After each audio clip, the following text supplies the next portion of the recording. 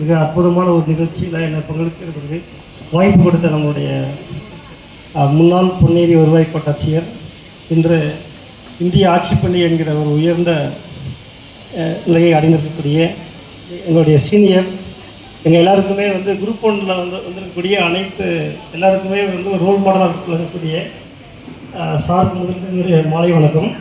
இரண்டாவதாக இந்த நிகழ்ச்சியை ஏற்பாடு செய்யக்கூடிய தமிழ்நாடு அரசு பணியாளர் தேர்வு பற்றி பொன்னேரி பகுதியினுடைய முற்போக்காளர்கள் மற்றும் சமூக ஆர்வலர்கள் மற்றும் மாணவ மாணவிகள் அனைவருக்குமே நான் ஒரிஜினலாக பார்த்தீங்கன்னா நாங்கள் சாருக்கு கன்ஃபர்ட் ஐஏஎஸ் கிடச்சோடனே நாங்கள்லாம் பண்ணியிருக்கணும். அந்த வாய்ப்பை நீங்கள்லாம் எடுத்துக்கிட்டீங்க.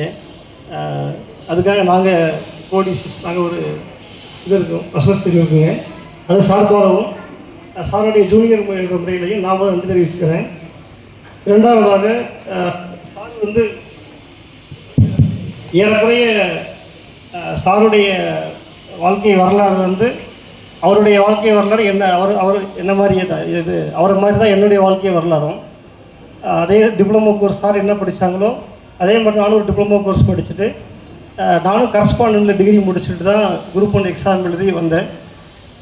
அதாவது நம்மளுடைய எளிய பின்புலத்தில் இருந்து இது மாதிரியான அதாவது குரூப் 1 டெப்டி கலெக்டர்ன்ற போஸ்ட்டு பார்த்தீங்கன்னா தமிழ்நாடு அளவில் நடத்தக்கூடிய தேர்வில் டிஎன்பிஎஸ்சி எக்ஸாமில் மிக உயர்ந்த தேர்வு. அதாவது இந்திய அளவில் எப்படி யூபிஎஸ்சி இருக்கும் அது மாதிரியான தமிழ்நாடு அளவில் நடத்தக்கூடிய மிக உயர்ந்த முதல் கட்டமான தேர்வில் டெப்டி கலெக்டர்ன்றது ஒரு ஃபஸ்ட்டு அச்சீவ்மெண்ட்டு. அந்த நிலையை அடைய முடியும் என்பதற்கு சார் ஒரு மிக சிறந்த உதாரணம். சாரெல்லாம் பார்த்து தான் நாங்கள் அடுத்த கட்டமாக இந்த தேர்வை தன்னம்பிக்கையோடு எழுதி நாங்கள் இந்த நிலையை அடைந்தோம். ஸோ சார் எங்களுக்கு ஒரு மிகப்பெரிய ரோல் மாடல். இரண்டாவதாக சாரை பற்றி சொல்லணும்னா ஒரு மிக அற்புதமான ஒரு மனிதர். நீங்கள் இப்போ அதுக்கு மிகச்சிறந்த உதாரணம் இந்த நிகழ்ச்சி. ஏறக்குறைய 15 வருஷம் 10 ஆண்டுகள் கழித்து, அதாவது எப்போவுமே பார்த்தீங்கன்னா நம்ம ஒரு மிக உயர்ந்த நிலையை அடைந்தோம்னா முதல்ல மகிழ்ச்சி அடையக்கூடியவங்க யாராக இருப்பாங்கன்னா நம்மளுடைய பெற்றோர்கள், நம்ம சொந்தக்காரங்க, இல்லை ஃப்ரெண்ட்ஸு அதான் இருப்பாங்க. அது அந்த மாதிரி நிகழ்ச்சி இங்கே பாடத்தில் எங்கே நடக்கும்னா சொந்த ஊரில் நடக்கும். அப்படிதானே? அப்படின்னா நீங்கள் படித்த கல்லூரி நடக்கும். அவர் பணியாற்றிருக்கக்கூடிய இடத்துல அதிகபட்சம் பார்த்தீங்கன்னா இங்கே ஒரு 2 ஆண்டுகள் பணியாற்றக்கூடிய காலத்தில் எவ்வளோ பேருடைய அன்பையும் மதிப்பையும் பெற்றிருக்காருன்னா இதுவே சாருடைய கேரக்டருக்கு ஒரு மிகச்சிறந்த ஒரு உதாரணம். நாங்கள் எல்லாருமே ஜூனியர்ஸ் எல்லாரையுமே ப்ராப்பராக வழி நடத்துவார். எந்த டவுட்னாலும் கேட்பார். நான் சார்ட்டை பணியாற்றக்கூடிய குறைந்த காலம் தான், ஒரு 3 மாதங்கள். பட் அவங்க எல்லாருக்குமே தெரியும், கோவிட் வந்துச்சுங்க. அந்த கோவிட் பீரியடு எல்லாருக்குமே நிர்வாகிகள் எல்லாருக்குமே ஒரு மிக சிக்கலான ஒரு காலம். அந்த மாதிரியான ஒரு இதுவரைக்கும் இந்த உலகமே எதிர்கொள்ளாத ஒரு பேரிடர். அது ஃபுல் லாக்டவுனு. என்ன பண்ணுறது புரியாத காலகட்டத்தில் சாருக்கு நான் ஒர்க் பண்ணேன். மிக எளிமையாக எந்த ஒரு டென்ஷனுமே இல்லாமல் அதை நாங்கள் எங்கள் மாவட்டம் கடந்தோம். அதற்கு சாருடைய கைடன்ஸ் மிக முக்கியமான ஒரு இது. அது மாதிரி சாருடைய மைல்ஸ்டோன் சொல்லிகிட்டே போகலாம். பேரிடர் மேலாண்மையில் சார் நிறைய விஷயங்கள் பண்ணியிருக்காங்க. அதுதான் இன்றைக்கி வரைக்கும் சார் இருக்கும்போது போட்ட பேஸ் தான் இன்றைக்கி வரைக்குமே நம்ம ஸ்டேட் நிறையா விஷயங்கள் அச்சீவ் பண்ணியிருக்கோம். இது அடுத்த கட்டத்தில் சார் இப்போ ஐஏஎஸ் என்ற உயர்ந்த இதை நிறைய அடைஞ்சிருக்காங்க.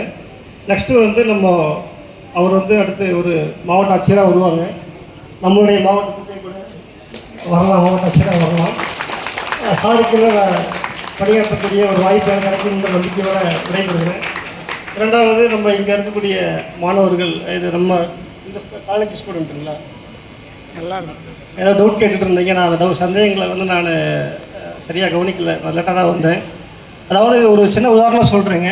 வருகின்ற நாளைக்கு 9ஆம் தேதி வருகின்ற 9ஆம் தேதி குரூப் 4 தேர்வு நடக்குதுங்க. தெரியுமா இருக்காது?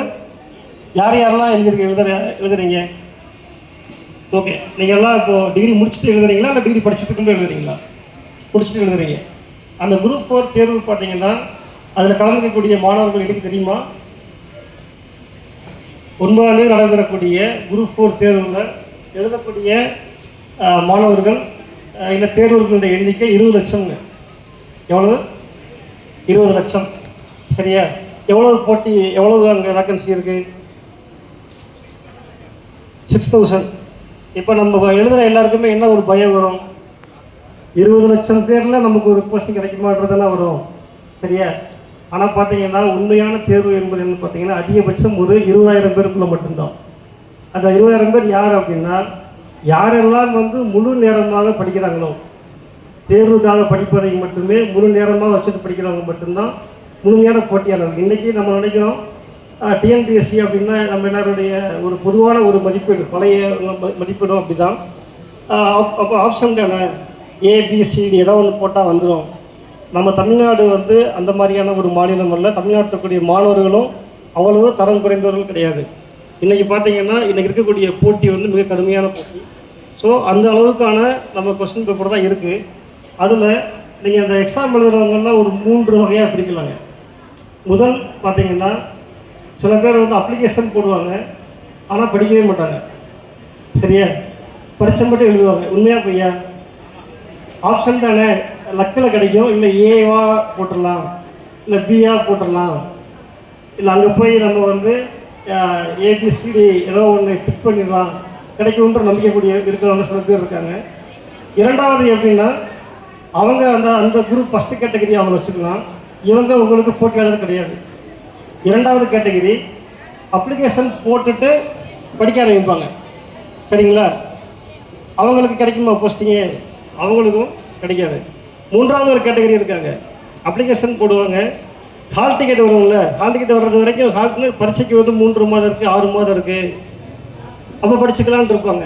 ஹால் டிக்கெட் வந்ததுக்கப்புறம் வந்து உட்காந்து தீவிரம் படிக்க ஆரம்பிப்பாங்க. அவங்களும் போட்டியாளர் கிடையாது. ஸோ இந்த 3 கேட்டகரியுமே வந்து போட்டியாளரில் வரமாட்டாங்க. 20 லட்சம் பேரில் ஏறக்குறைய 19 லட்சம் பேர் வந்து இந்த கேட்டகரியாக தான் இருப்பாங்க. யாரெல்லாம் வந்து முழு நேரமாக பாரதி சொல்லுவார்லாங்க, எனக்கு தொழில் கவிதைன்னு சொல்லுவார்.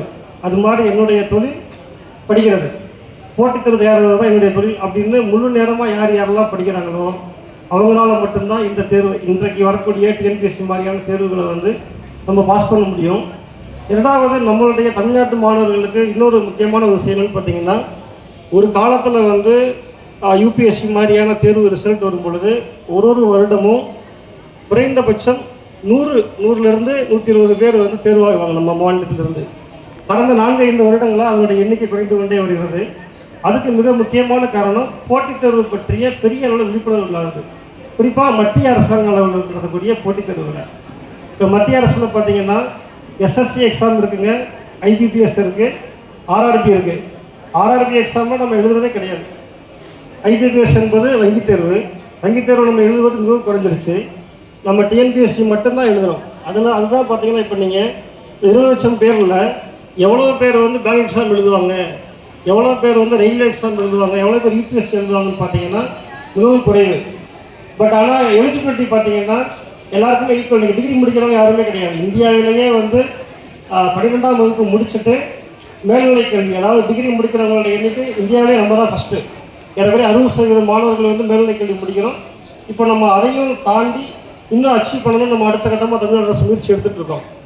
ஸோ நம்ம எல்லாருக்குமே வந்து இந்திய அளவில் இருக்கக்கூடிய மிக உச்சபட்ச தேர்வான யூபிஎஸ்சி எழுதக்கூடிய தகுதி இருக்குது. எல்லாருமே இன்றைக்கி குறைந்தபட்சம் ஒரு டிகிரி அல்லது 2 டிகிரி முடிச்சிடறோம். பட் நம்ம வந்து பெரிய லெவலில் அதுக்கான முயற்சிக்காக தான் காரணம். ஸோ நம்ம முதல்ல வந்து போட்டித் தேர்வு பற்றிய ஒரு முழுமையான விழிப்புணர்வு அடையணும். இரண்டாவது, நம்ம எந்த போட்டித் தேர்வுக்கு நம்ம போகணுமோ அந்த போட்டித் தேர்வு குறித்த முழுமையான திட்டமிடலோட முழு நேரமாக படிக்கணும். இதுதான் போட்டித் தேர்வுக்கான ஒரு சூத்திரம். இதை தாண்டி வேறு ஒன்றுமே கிடையாதுங்க. நான் வந்து பார்த்தீங்கன்னா பேசும்போது சொன்னேன், நான் வந்து +2 வரைக்கும் ரங்கவழி கல்வி தான் படித்தேன். கவர்மெண்ட் ஸ்கூலில் தான் படித்தேன். நான் வந்து காலேஜுக்கே போகலை. நீங்கள் எல்லோரும் காலேஜில் டிகிரி படிச்சிருப்பீங்க. நான் வந்து தொலைநிலை கல்வியில் தான் டிகிரி முடித்தேன். தொலைநிலை கல்வியில் தான் வந்து பிஜி முடித்தேன், பிஎட் முடித்தேன். சரிங்களா? நான் எந்த ஒரு பெரிய கோச்சிங் சென்டருக்கும் போனது கிடையாது. நானும் அதே மாதிரி தான். ஸோ இது மாதிரி கூட நம்ம வந்து ஒரு குரூப் 1 மாதிரியான ஒரு தேர்வை எழுதி சாதிக்க முடியும். அதனால் எங்களை காட்டிலும் நீங்கள் வந்து கொஞ்சம் அட்வான்ஸ், நீங்கள் வந்து ஒரு கல்லூரிக்கு வந்திருக்கீங்க, ஒரு டிகிரி வச்சுருக்கீங்க. ஸோ உங்களாலையும் முடியும். அதனால் தயவு செய்து இங்கே இருக்கக்கூடிய அனைத்து மாணவர்களும் முயற்சி பண்ணி உங்களுடைய முதல் இலக்கை என்ன இருக்கணும்? யூபிஎஸ்சியாக தான் இருக்கணும், ஐஏஎஸ் எக்ஸாமாக தான் இருக்கணும். சரிங்களா? ஸோ அது மாதிரியான உயர்ந்த ஒரு இலக்கோட அப்துல் கலாம் சொல்லுவார் இல்லைங்க, அதாவது லட்சியம் ஒரு இலக்கை வந்து எப்படி இருக்கணும் என்ன சொல்லுவார் அப்துல் கலாம்? என்ன சொல்லியிருக்காரு? யாராவது சொல்லுங்க. இளைஞர்களுடைய எழுச்சி நாயகன்னு சொல்லுவாங்க, அப்துல் கலாம் இருக்காருங்க. அவருடைய முக்கியமான ஒரு இது என்னது? கனவு காணுங்கள் சொல்லியிருக்காரா இல்லையா? அந்த கனவு எப்படிப்பட்ட கனவாக இருக்கணும்? உங்கள் தூங்கிட்டு இருக்கும் ஒரு கனவு கிடையாது, உங்களை தூங்க விடாமல் செய்யக்கூடிய கனவாக இருக்கணும். அது வந்து மிக உயர்ந்த லட்சிய கனவாக இருக்கணும். சரிங்களா? அது மாதிரியான ஒரு உயர்ந்த லட்சிய கனவோடு லட்சிய வெறியோடு தீவிரமாக திட்டமிடலோடு உழைச்சோம்னா எந்த ஒரு விஷயத்தையும் நம்ம அடைய முடியும். போட்டித் தேர்வு மட்டுமல்ல, வேறு எந்த விஷயத்தையும் அடைய முடியும். எனக்கு இந்த வாய்ப்பை கொடுத்த அனைவருக்கும் நன்றி தெரிவிச்சுக்கிறேன். ஏதாவது சந்தேகங்கள் பாட்டை கேட்டிருப்பீங்க, நிறைய ஏதாவது கேட்கணுன்னா கூட கேட்கலாம். கேட்குறீங்களா?